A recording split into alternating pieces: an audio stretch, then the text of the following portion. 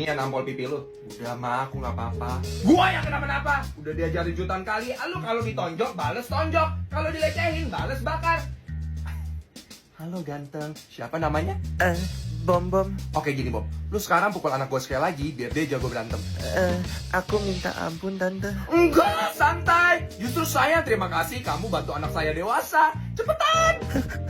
Aku mau telepon Mami. Mak lu lagi happy motong lobak di rumah. Pegang sandua nomor 7 pagar hijau kan? Tapi kalau lu nggak nurutin gua, 30 geng motor gua bakal masuk, culik emak lu, terus lempar deh ke kolam buaya. Paham ya situasi lu? Papi.